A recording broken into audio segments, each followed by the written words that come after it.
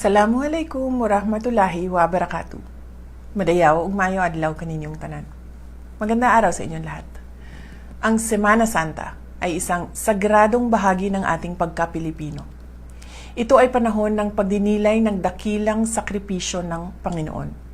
Isang pag-aalay ng sarili na nagpapaalala sa atin na ang tunay na kahulugan ng buhay ay matatagpuan sa paglilingkod sa kapwa. Ang katahimikan ng mga araw na ito ay nagbibigay daan sa tapat na pagsusuri ng ating mga mithiin para sa ating sarili, para sa ating pamilya, at para sa ating bansa.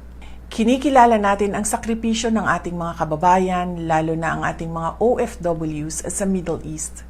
Sa gitna ng kaguluhan, hinihiling natin ang kanilang kaligtasan.